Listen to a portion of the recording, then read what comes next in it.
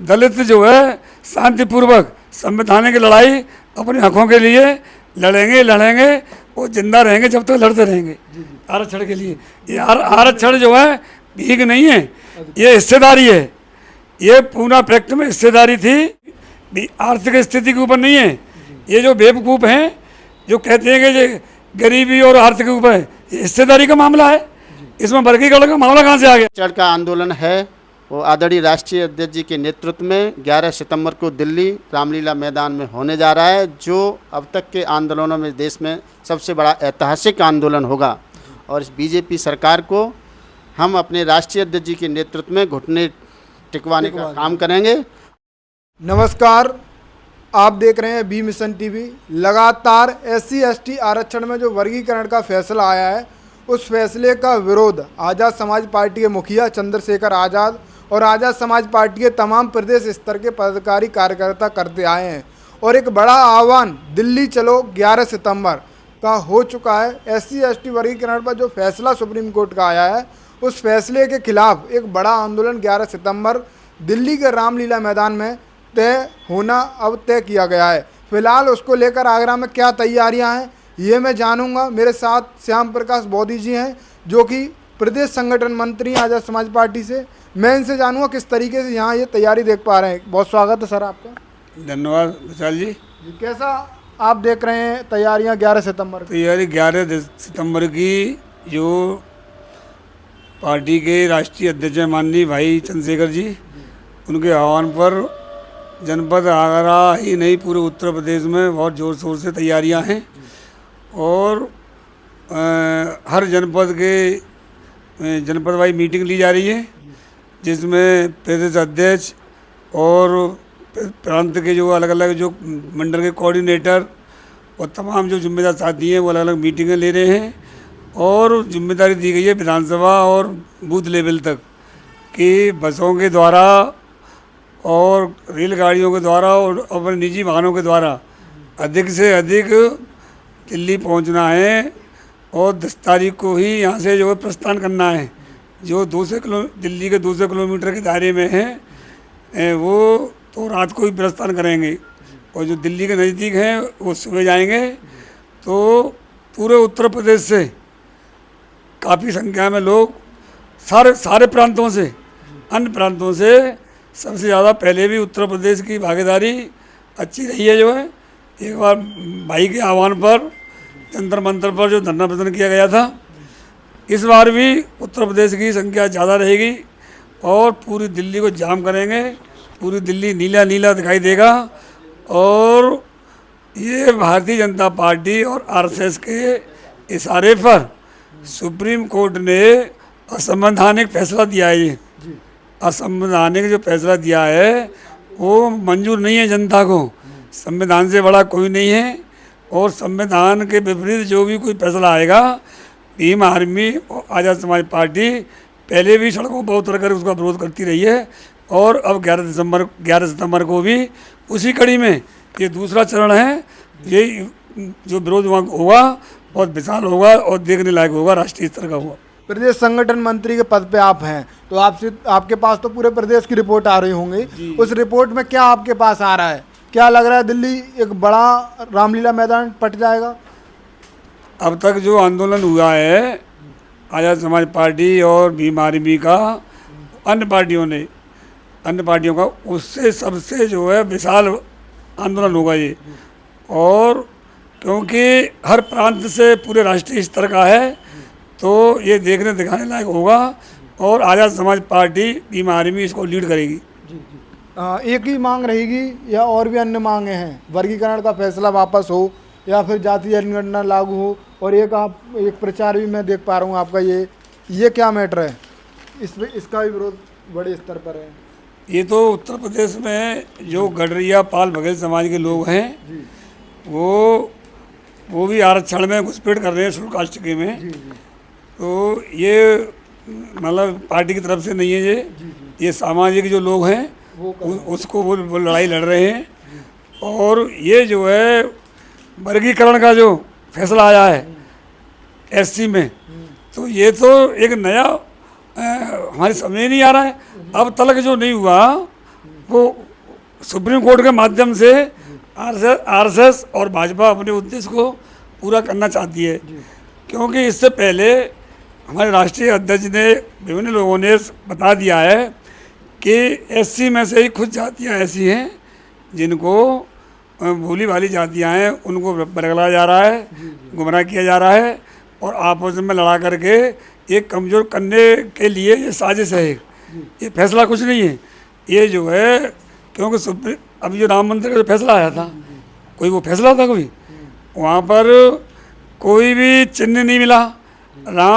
राम की जो भगवान राम हैं उनका कोई एक जो है निशान नहीं मिला। और सबको मालूम थी कि कांग्रेस के शासन में उसमें जो है रामलला की मूर्ति रखी गई थी और वो बौद्ध, वहाँ पर जो मिला खुदाई में, वो बौद्ध स्थल, वहाँ बौद्ध स्थल था। वो बौद्धों के सम्राट अशोक के वहाँ निशान मिले, चिन्ह मिले, मूर्तियाँ मिली, तो वहाँ पर वो तो फैसला नहीं था। इसी प्रकार से ये जातियों में जो वर्गीकरण का फैसला आया है, ये जो है एक साजिश है अनुसूचित जाति को कमज़ोर करने की और आरक्षण को ख़त्म करने की, कि इस पर भी जो है सामान्य जाति के लोगों को किस प्रकार से नियुक्ति दी है, ये वो साजिश है। तो ये अनुसूचित जाति के लगभग 90% जातियों को ये सुप्रीम कोर्ट का जो है जजमेंट, जो फैसला जो मान्य नहीं है। कुछ ही जो वाल्मीकि एक जाति विशेष हैं उसमें से पूरा समाज नहीं है, पूरा समाज भी नहीं। वाल्मीकि समाज भी जो बुद्धिजीवी हैं समझ चुके हैं, वो मनुवाद को और ब्राह्मणवाद को, रंबेड़वाद को समझते हैं, तो वो जो है वो इसका विरोध कर रहे हैं, जो बुद्धिजीवी लोग हैं। और हम जो है भाई चंद्रशेखर जी के नेतृत्व में पूरा बहुजन समाज भारतीय जनता पार्टी को यह फैसला वापस लेने के लिए मजबूर करेंगे। इतना बड़ा अभी तो और आंदोलन होंगे इसके बाद में, अगर जो है गवर्नमेंट इसको वापस नहीं लेती है, क्योंकि ये सुप्रीम कोर्ट का जजमेंट जब ही ख़त्म होगा। वैसे तो गुमराह करने के लिए जो कह रहे हैं कि उन्होंने सलाह दी है, सलाह नहीं है, आदेश किया उन्होंने। अभी कोई स्टेट गवर्नमेंट इसको लागू करना चाहेगी तो वो जो है लोगों को गुमराह करके लागू करेगी और अपना राजनीतिक फायदा उठाएगी। परंतु जिस प्रकार से भारतीय जनता पार्टी ने चुनाव आयोग की नियुक्ति के संबंध में सुप्रीम कोर्ट का फैसला आया था, आपको मालूम होगी कि उसमें एक सुप्रीम कोर्ट के चीफ रहेंगे और प्रधानमंत्री रहेंगे, विपक्ष का नेता रहेगा। वो भाजपा ने नहीं माना और उस आदेश को पलट दिया।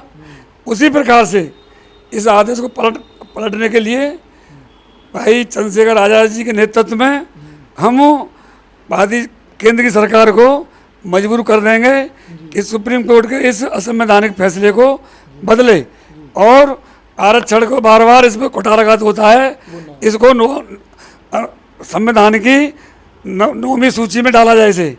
वैसे तो सारी पार्टियां समर्थन कर रही हैं, बहन जी ने भी समर्थन किया, अन्य ने भी किया, परंतु ये 11 सितंबर का जो आंदोलन है वो बहुत ही भव्य होगा और भाजपा को हम मजबूर कर देंगे।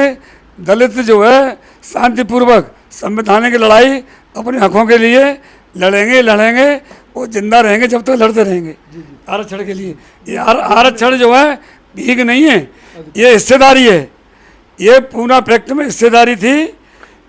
पाकिस्तान अलग हुआ और बाबा साहब ने डबल बोर्ड का अधिकार लिया।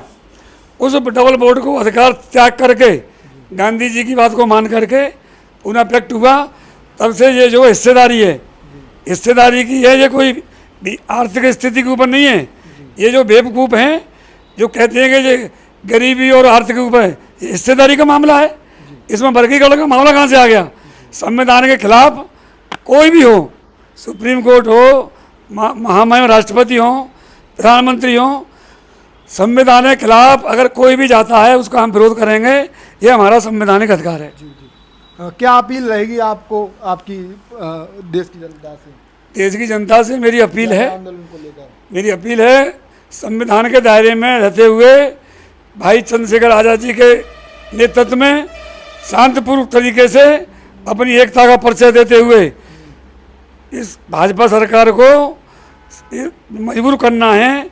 मेरी अपील यही है कि इसको मजबूर करें कि जिस असंवैधानिक फैसले को, सुप्रीम कोर्ट के फैसले को बदले। ये मेरी अपील रहेगी पूरे देश की जनता से। अपने अधिकारों के लिए लड़ने के लिए घरों से निकलें, अधिक से अधिक संख्या में उस दिन समझ लें कि हमारा पर्व है। अधिक से अधिक संख्या में पूरे देश के दलित समाज के लोग और मैं पिछड़े वर्ग के लोगों से भी आह्वान करता हूँ, उन्हें जो निवेदन करता हूँ कि वो भी इसमें सहयोग करें, क्योंकि आपके साथ में भी कुठाराघात हो रहा है। तो जो भी बहुजन समाज के हैं वो अधिक से अधिक, चाहे अल्पसंख्यक हों, इसमें अपनी भागीदारी निभाएं और सरकार को मजबूर करें। अधिक से अधिक संख्या में पहुंचेंगे लोग। और भाई ने जो है पूरे देश में अपील भी कर दी है। इसकी तैयारी जोरों पर है। लोग बसों के द्वारा बसें भी लोगों ने बुक कर दी हैं। हमारी तैयारी पूरी है। कुछ गोपनीय तैयारी है, वो नहीं उजागर कर सकते हैं। कैसे हमारी तैयारी हो रही है, अधिक से अधिक संख्या में लोगों को लेके वहाँ हम पहुँचेंगे। प्रदेश संगठन मंत्री श्याम प्रकाश बोधी जी ने अपनी बातें रखी हैं। इसी बीच में बात करूंगा जो प्रदेश सचिव हैं उनसे बात करूंगा। सचिव हैं मेरे साथ, उन्होंने प्रदेश महामंत्री जी की बातें पूरी सुनी। कैसा आपको इनका प्लान लगा, कैसे आप समझ पा रहे हैं? धन्यवाद विशाल जी। जो हमारी पार्टी के जो प्रदेश के संगठन मंत्री हैं आदरणीय श्याम प्रकाश बोधी जी, उनका जो प्लान है 11 सितंबर के महाआंदोलन के संबंध में, तो हम लोगों ने बड़ी अच्छी तरह से उस प्लान को बनाया है। और हम सभी का ये उद्देश्य है कि बहुतायत की संख्या में बहुजन समाज के लोगों को इस आंदोलन में शामिल किया जाए। इसके लिए हम लोग गांव-गांव जा रहे हैं। हम एतमापुर विधानसभा और अन्य विधानसभाओं में बहुजन समाज के लोगों को स्पेशल, जो इससे पीड़ित हैं, जो 1 अगस्त का सुप्रीम कोर्ट का जो फैसला है उससे पीड़ित हैं, उन व्यक्तियों के बीच में, हम समाज के बीच में जा रहे हैं। उनको बता रहे हैं कि ये फैसला है वो आपके जो आगे आने वाली पीढ़ी है उसके भविष्य को चौपट करने वाला फैसला है। इस बात के लिए हम उनको जागरूक कर रहे हैं कि हे बहुजन समाज के लोगों, इस समय अगर आप नहीं जागे तो आगे जो आपकी जो पीढ़ी है उस पीढ़ी के भविष्य में, उस पीढ़ी के लिए आपके पास सिवाय बेबसी, लाचारी और उत्पीड़न के सिवाय आपको कुछ नहीं मिलेगा। इसलिए 11 सितंबर के आंदोलन में सब कुछ भूल के आप उस दिन बड़ी बहुतायत की संख्या में भाग लें और हमारी पार्टी के राष्ट्रीय अध्यक्ष भाई चंद्रशेखर आज़ाद जी के कंधों को मजबूत करें। उन्होंने जो आह्वान किया इस देश में कि दबे कुचले वंचित समाज के लोग अपने हक और हकूक़ के लिए इकट्ठा होकर आंदोलन करें, ये हमारी प्लानिंग है। और हम अपनी प्लानिंग को प्रयास कर रहे हैं कि 100% हम अपनी प्लानिंग के अनुसार जनपद आगरा से एंड आगरा के जो अदल बदल के जो मंडल के और ज़िले हैं, हम वहाँ भी जा रहे हैं। लगभग हमारी इस महीने में मैंने व्यक्तिगत 18 मीटिंगें की। मैं अपनी प्रत्येक मीटिंग में आदरणीय राष्ट्रीय अध्यक्ष भाई चंद्रशेखर आज़ाद जी के विचारों को सुनाता हूं और उनके आह्वान आंदोलन के बारे में पब्लिक को बताता हूं। आपके पास भी कुछ रिपोर्ट्स आ रही होंगी, आप भी सचिव हैं? हाँ, हमारे पास रिपोर्ट हैं कि बहुजन समाज ने अब की बार 11 सितंबर का आंदोलन के लिए अपना मन बना लिया है, इसको सफल करने के लिए। और हमारी पार्टी का ये चरणबद्ध आंदोलन है इस सुप्रीम कोर्ट के आदेश के खिलाफ। हमारा जो 21 अगस्त का जो प्रथम चरण का आंदोलन था वो बहुजन समाज ने सफल कर दिया। और जो सेकंड चरण का आंदोलन है वो आदरणीय राष्ट्रीय अध्यक्ष जी के नेतृत्व में 11 सितंबर को दिल्ली रामलीला मैदान में होने जा रहा है, जो अब तक के आंदोलनों में देश में सबसे बड़ा ऐतिहासिक आंदोलन होगा। और इस बीजेपी सरकार को हम अपने राष्ट्रीय अध्यक्ष जी के नेतृत्व में घुटने टिकवाने का काम करेंगे और एक ऐसा इस देश में संदेश जाएगा, ये विवश हो जाएगी, मजबूर हो जाएगी बीजेपी सरकार और इसको सुप्रीम कोर्ट के ऑर्डर को पार्लियामेंट के माध्यम से डिसॉल्व करेगी, ख़त्म करेगी। जैसे हमने 2 अप्रैल 2018 का आंदोलन 3110 के निष्प्रभावी करने पर किया था, उसी प्रकार ये 11 सितंबर का आंदोलन देश में होगा और सरकार घुटने टेकेगी और इसको सुप्रीम कोर्ट के ऑर्डर को ख़त्म करेगी। और हमारी ये भी मांग है अपनी पार्टी के राष्ट्रीय अध्यक्ष जी के निर्देशानुसार कि इसको आरक्षण के मुद्दे को, जो शेड्यूल कास्ट शेड्यूल ट्राइब का जो आरक्षण है उसको 9वीं सूची में, संविधान की 9वीं सूची में डाल दिया जाए, जिससे इस पर टीका टिप्पणी, इसको बार बार ख़त्म करने का जो प्रयास किया जा रहा है ये ख़त्म हो। क्या अपील है आपकी, आपके जो पदाधिकारी हैं आपके नेतृत्व में जो काम कर रहे हैं उनसे? मैं प्रदेश सचिव होने के नाते मैंने पार्टी के बैनर तले जनता से मैं अपील करता हूं, बहुजन समाज के लोगों से मैंने अपील की है कि इस प्रकार के आंदोलन में जो आपकी जो पीढ़ियां हैं उनके भविष्य की लड़ाई का जो आंदोलन है, इसमें आप बहुतायत की संख्या में पहुँचें, एक दिन काम नहीं करें, क्योंकि इस परम पूज्य बाबा साहब की जो देन है आरक्षण, इसकी वजह से आपको थोड़ा सा इस भारतीय समाज में उन्नति करने का थोड़ा सा मौका मिला है। अगर यही आपसे चला गया इस सुप्रीम कोर्ट के आदेश के अनुसार, तो आपके भविष्य में, आपकी पीढ़ियों के भविष्य में कुछ नहीं बचेगा। इसलिए आपसे मैं अपील करता हूं बहुजन समाज के लोगों से कि वो बहुतायत की संख्या में अपने अपने साधनों से 11 सितंबर को दिल्ली अवश्य पहुँचें। यही हमारे राष्ट्रीय अध्यक्ष जी की मंशा है कि देश में हम उस दिन वो दिखा दें जो आज तक किसी भी पार्टी ने नहीं दिखाया हो। आज मेरे साथ प्रदेश के 2 बड़े नेता मौजूद थे जो कि आज़ाद समाज पार्टी के बैनर तले लगातार आज़ाद समाज पार्टी को मजबूती देने का काम कर रहे हैं, और 11 सितंबर आंदोलन को लेकर क्या कुछ रणनीति है इनकी वो मैंने जानी। फिलहाल प्रदेश सचिव, प्रदेश संगठन मंत्री जी से मैंने बात की। आप देख रहे थे बी मिशन टीवी। इस वीडियो को ज़्यादा से ज़्यादा शेयर करें और अपनी प्रतिक्रिया भी कमेंट में दें कि आपके क्षेत्र से कौन, कहाँ से, कैसे, कितने लोग आ रहे हैं। साथियों, जैसा कि आपको पता है, बी मिशन टीवी हमेशा ग्राउंड जीरो की रिपोर्ट आपके बीच रखता है। अगर आपको हमारा काम पसंद आता है तो बी मिशन टीवी को आर्थिक मदद करें, जिससे कि हम यूं ही निरंतर ग्राउंड लेवल पर काम करते रहें। स्क्रीन पर दिख रहे QR कोड को स्कैन करें और अपने दान की राशि बी मिशन टीवी के खाते में भेजें। QR कोड के अलावा आप हमारी UPI ID bmissiontv@ybl पर भी मदद भेज सकते हैं। जय भीम।